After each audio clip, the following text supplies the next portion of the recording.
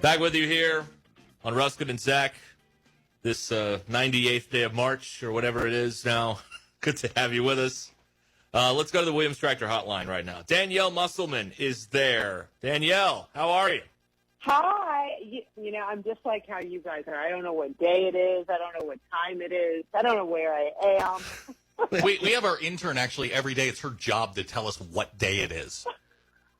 Because honestly, they're just starting to run together. Yeah. I know. It's bad. It's bad. Yeah. So what's a day like at your house? Everybody's got this routine that they're on now. What's the routine like at the Musselman house right now? So we're up at right around 7 o'clock, and usually Eric's out of the house by 7:30. He still gets to go into the office, so that really is a saving grace for all of us. So his day, honestly, it hasn't changed. I mean, can you imagine if he was here 8 hours a day driving everyone insane? That would work. So he's out of the house. My daughter gets up about 8. I try to, knock out my workout before I start homeschool. Otherwise, the workout doesn't happen. I have a Peloton bike. It has saved my life during this quarantine. So I get my exercise in, and then we start homeschool, and we do that until about noon, 12:30 at the latest, get some lunch, and then the rest of the day we are just figuring out something to do to entertain ourselves. Luckily, it's been, nice weather, so we're trying to take advantage of the outdoors, bike rides and hiking, and that's about it. So when Eric gets home from work, do you have to plan a schedule for him and go, okay, look, this is an intense personality, and I need you to do X, Y, Z before you're turned loose? No, but I need to, because basically usually he comes home and we eat dinner, and then if it's up to him, he'll start doing more basketball. And at that point, I'm like, you got to stop. You got to get off the phone. You got to put away the iPad. So if it were up to him, he would just get right back on the phone and be calling people and doing research and all that kind of stuff. But I force him to get off, walk around the neighborhood, go for a little bike ride, do something other than basketball. We're talking with Danyelle Musselman here on Ruscin and Zach. Does he have any hobbies? Is there anything does he have interests that we don't know about? Civil War reenacting or anything like that? You find an interest that he has, let me know, because I haven't seen any in 12 years. Now, he really likes his workout. He likes to get that in. And honestly, I tell people we're Netflix and chill people. So really, at the end of the day, after my daughter goes up to her own room, we really do enjoy getting in bed together and watching whatever it is that we watch. And what are you watching, just out of curiosity? So we are on Money Heist right now. Have you guys seen that one? It's on Netflix. No. Mm-mm. It's good. It was recommended by my stepson. We were on Ozark, but we finished that. We had to move on. And that's what we're on. I've got to go back and finish Homeland, too. That's also on the list. Okay. On DVR. You're the smartest person on this phone call. If you're going into a bar fight and your life depends on walking out, are you walking in with Helen, Ruth, Wendy, or Darlene? Oh, I'm going Wendy. Really? Wow. Season 3, she just brought the ruthless. She is. We had the actor Darren Goldstein, who plays Charles Wilkes, on the show. We had him on a couple weeks ago, and he said that Darlene is your choice because, no, he said Ruth was your choice. Ruth. Sam Pittman said Darlene. Yeah, Sam Pittman said Darlene, and his reasoning was Darlene could kill everybody because she's just psychotic. She killed her husband. Yeah. So that. Yeah, and talked trash to him as he was dying. Brother. Wendy killed her brother, though. Yeah. It's tough. We should point out that could be a spoiler for some of you that haven't seen all of season 3 yet, but it's not our fault. It's not our fault. So we're not going to. No, you're good. You should have seen it by now. They should have seen it by now. So you guys have been. It feels like you guys have been in Arkansas for 20 years. I mean, it feels like Eric Musselman has been the head coach at Arkansas in a good way, in a very good way, because you guys have just sort of integrated into the community. What has this last 380 days been like for you guys? Just getting to know the people in the state of Arkansas, because it feels like you've been here forever. It really does. It's been awesome. I'll start off by saying that, and I have to attribute, the majority of that to just the people of Arkansas, because we were so immediately welcomed in, and I don't mean just by, Razorback fans. I mean by, our neighbors. And they're just incredible. just right off the bat, my daughter had two best friends. The people next door were telling her where she can, join a dance team. The people across the street were throwing us a welcome to Fayetteville party. So we just felt really comfortable immediately just in the community. So that was awesome. It's just crazy because people don't realize how, like, when Eric got this job, it was like, it happened so fast. We got on a plane. We came here for the press conference, and then he immediately started work. And I had to, finish our life up in Reno. And so that went on for about 3 months where we were separated and he was here and we were there. And that's kind of tough to get through. And I'm, packing up, selling a house, at the same time trying to buy a house. So it's like 3 months of just kind of chaos, to be honest. And then we get here, and we moved in June, and that was right in the middle of, like, summer workouts. So we're trying to meet the players, and, we're doing all these different things with the players. And then the season happened. So it just all, with the move, it all happened so fast. And so it's kind of, it's almost like a blur. And the season goes by so incredibly fast. And, thinking back at different parts of the season, it started off so great. And then I remember at a point when Joe was injured and we had a tough stretch, it felt like the worst stretch that he's ever had since we've been together. And then the season kind of ended on a high note, and I look back, I'm like, we won 20 games. That was awesome. But Walton was packed, and we looked back at the season as a success, but it wasn't without its peaks and valleys. And to cap it off, then you go right from that into this whole deal with the coronavirus changing life for everybody as you know it. So, it's been an insane year for us, to say the least. We're talking with Danyelle Musselman here on Ruscin and Zach.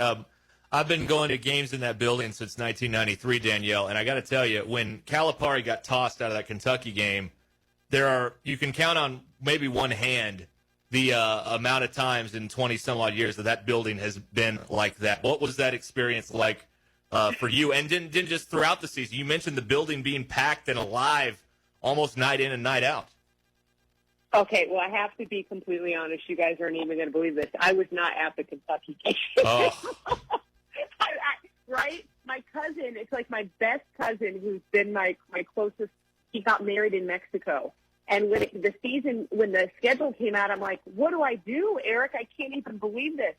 And he's like, well, you care about things like weddings and funerals. That's what he's like. That's a direct quote.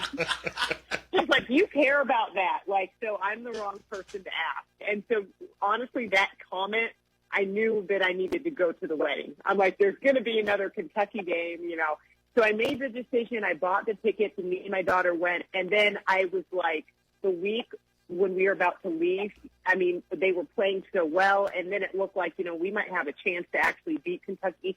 It was so hard for me to not cancel my trip and to stay here. I was, like, heartbroken.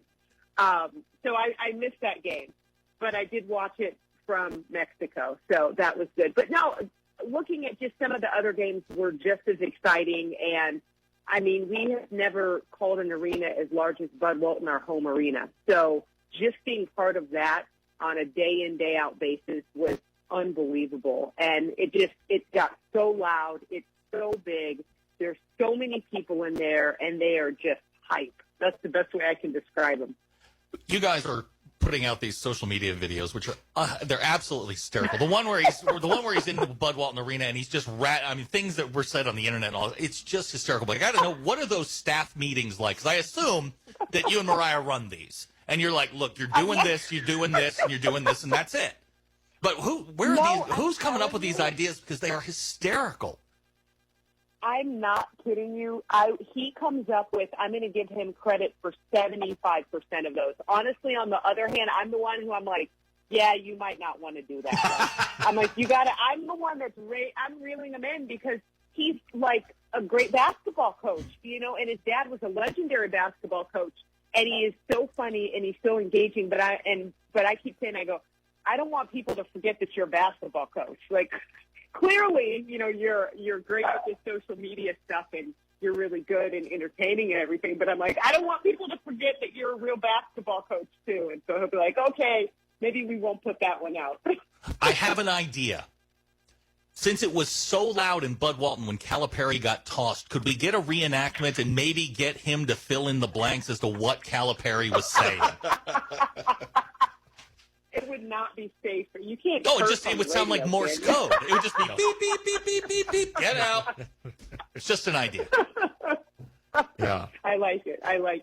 Yeah, but I mean, it was when this first started and people could not, no one knew anything about when things were going to be normal. It was a nice kind of breath for a minute to kind of get a chuckle. I mean, it was an important at that time. It was important to have something to smile about very early on in this when we had no idea how long this thing was going to last.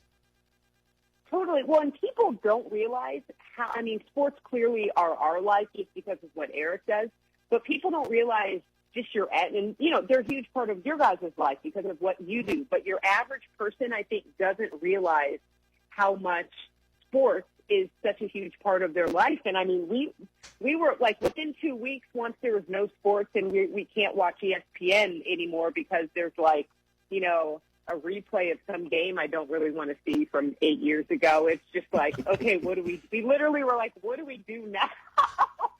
And I think a lot of people felt that way, and it's just a big part of your life missing. So I think his goal was just to say, hey, don't forget about Arkansas basketball. We're here. We're coming back.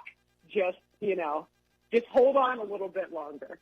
I want to ask you about the Facebook Lives and all the things that you guys do around recruiting. You get when the kids sign their letters of intent, you've immediately got them and you're talking to them and you're doing these interviews. And I just know from my perspective, it makes both of you seem more human. And I know, like, in our business, one-to-one is very, very important. It makes you approachable and touchable, and people just they sort of gravitate to you. The players, too. Yeah, the players, too. It feels like it makes you guys more human. Was that even part of the consideration, or did you guys just go, screw it, let's try this, no, see what happens? You know what? Just because I spent my career working in media, I just said to him one day, I was like, you know what? We should do an Instagram Live, because I looked out there. A lot of people were doing them. I'm like, let's just see how it goes. And the first time that we did one, it was without even any recruits, and we both just kind of put out on our social media, hey, send your questions for Coach. And the response was like overwhelming with the number of questions and different things that we got. So we felt it was really successful. We were on for almost an hour. We could have talked for 2 hours based on the amount of questions. And so it just showed us that it was kind of important, and people still wanted to reach out and touch Arkansas basketball. And then once all of the kids started signing, people were hungry to hear from those kids. And so we just started doing more and more. And it was fun for me because I like interviewing Coach and giving him a hard time. And I think it was really fun for the people of Arkansas to kind of get to hear these kids, talking for the first time, and not just the basketball stuff, but just hear fun stuff like who's their favorite NBA player and just that kind of stuff. I think it was cool for these people to already feel connected to these guys before they even step foot on campus. We're talking with Danyelle Musselman here on Ruscin Zach. By the way, my mom, I told her what time you're going to be on today, and she's like, well, I guess I'm going to have to mute Jeopardy then to listen to the Danyelle Musselman interview. So they're probably. I love your mom. Hi, Mom. She has the same birthday as you, by the way, May 7th. By the way, happy birthday. That's next week. Yeah.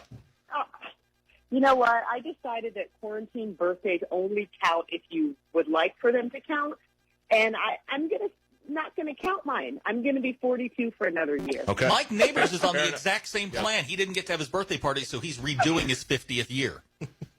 100%. That's only fair. Yeah. I'm going to get on board with this. This works for me. So we won't keep you too much longer, but because I want my mom to be able to hear Final Jeopardy here in a little bit. But in any event, I do want to ask you, Danyelle, about Donate Life Month. I know this is very important to you with what happened with your sister and her heart transplant. Just talk about that if you would. Yeah, well, a lot of people know now because I started putting it out on social media, but it was crazy. Like I said, we moved here in June, and then in August we found out that my younger sister needed a heart transplant, which was completely out of the blue. So just through that process, she got a heart a week after being placed on the transplant list. So now I'm just adding that to one of the causes that I'm really passionate about and really trying to talk about it this month, because April is Donate Life Month, and actually today is Donor Remembrance Day. So we just are thankful for the person that literally saved my sister's life, and it was almost 6 months ago to the day that happened. And so I just want to implore people to, if you're not an organ donor, just think about it. Think about it. And it's not just putting it on your driver's license. You actually need to go to the website, which is donatelife.net, and register that way. It takes literally all of 30 seconds. But there's over 100,000 people that are waiting for a transplant every single year. So one person donating their organs can save 8 lives. So why not do that? It's the ultimate gift that you can give. So thank you guys for letting me talk about that. But it's a passion of mine, and it's just impacted my life so greatly. And it's something that was never, 5 years ago, never even thought about being an organ donor or realized how important it was. But now that it's affected me, I need to share that with everybody. If I could get you to set the record straight before we let you go, there were some pictures that surfaced on social media. I think it was last week. Coach was out fishing, and there are varying reports as to the level of success and who claimed the most fish. So this is really funny. I didn't go. It was like a daddy-daughter thing, okay? Me and Eric were not like fishing people or anything like that, but my daughter loves it. So he tried to do his best for her. So they come back from the fishing trip, and Mariah's like, Dad caught 2 fish.